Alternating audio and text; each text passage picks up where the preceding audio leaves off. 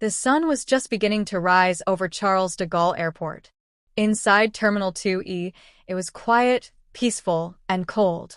Near Gate 37, a man waited calmly. No suit, no entourage, no flashy luggage, just another African traveler in a hoodie, it seemed. But this was no ordinary man. This was Ibrahim Traore, the president of Burkina Faso. He preferred it this way, no cameras, no announcements. Just a humble, quiet return from an important diplomatic trip in Europe.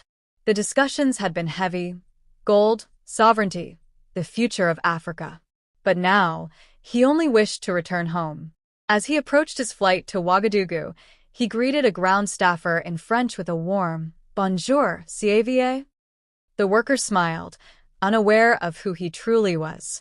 President Traore boarded quietly, nodded at the flight crew, and took seat 2A in business class, next to the window. Nobody noticed. Nobody cared. Or so he thought. A few rows behind, Richard Duval, a senior executive at a major French energy firm, was throwing a silent tantrum. Used to red carpets and first-class treatment, Richard had been told business class was full. Outraged, he demanded an upgrade. The airline staff scrambled. After failing to find a solution, they summoned Elise Moreau, a senior flight attendant. Tall, composed, and coldly efficient in her Air France uniform, she boarded the plane to fix the problem. Elise scanned the business class cabin. Her eyes paused on the man in 2A, dark-skinned, in a hoodie, reading quietly. No Rolex. No assistant. No visible power. She leaned to another crew member and whispered, "Probably a mistake." Elise approached Traore with a professional smile. "Bonjour, monsieur. May I see your boarding pass?" He calmly handed it over. She glanced at it, then back at him. "Sir, I'm sorry, but we may need to relocate you to economy to accommodate another guest. We'll compensate you." "A guest more important than me?" he asked, voice steady. No, it's just a small operational adjustment," she replied. "I see. And why me, specifically?" Elise was caught. She stammered but offered no clear explanation. Around them, other passengers began to glance over. "I will remain in my seat," Traore said simply. Elise walked away, her pride bruised. She whispered to the captain, then returned to the cabin. This time, she approached another black man in business class. Then another. Her pattern was clear. Target those who looked out of place. That was her second mistake. Traore watched silently, his expression calm, but his mind sharp. When a young man in his 20s was asked to move without explanation, Traore stood. "Enough," he said. His voice wasn't loud, it was commanding. "You are making decisions based on skin, not boarding passes. That's discrimination." Elise, caught off guard, tried to recover. "Please, sir, sit down. Don't cause a scene." Traore looked directly at her. "If I must sit down, then explain why only passengers who look like me are being asked to move." She had no answer. Back at the gate, Richard Duval was still waiting, fuming, tapping his polished shoes, muttering about being a strategic partner in Africa. When he finally boarded, Elise greeted him with champagne and extra attention. She fussed over him, whispering, "We're fixing the seating." Richard walked past Traore without so much as a glance. The plane took off.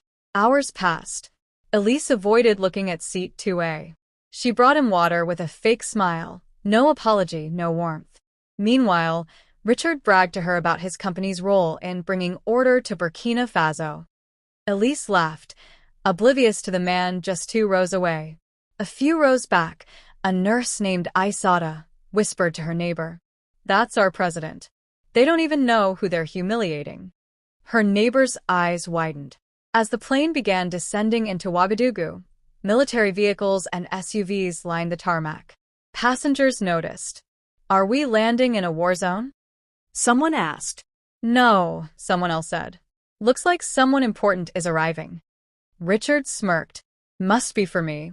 Elise nodded, already preparing to escort him off the plane personally. But then, the plane stopped.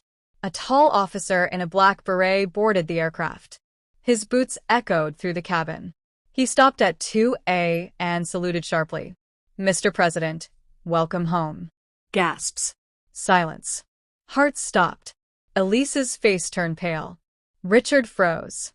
Traore stood slowly, dignified and calm. He said nothing. A second officer stepped forward. He addressed Elise and Richard directly. You will both come with us. You are being detained for public insult and discrimination against the head of state. What? Wait. Elise stammered. I didn't know who he was. You didn't need to, the officer replied. You just needed to treat him like a human being. Outside, Traore was welcomed by his ministers, guards, and a cheering crowd. Cameras flashed. The story, now undeniable, exploded online. At a press gathering shortly after, Traore said only this. In Burkina Faso, we don't measure a man's worth by skin or wealth. We measure it by dignity. That is the new Africa. Videos went viral. Hashtags like #RespectAfrica and #IStandWithBurkina trended worldwide. Claire and Richard were charged.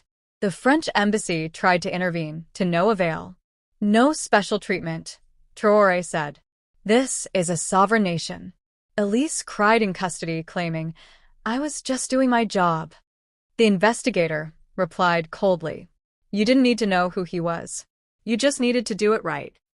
Traore returned to his work, building roads, supporting youth, and strengthening his country. He never gloated. He didn't need to.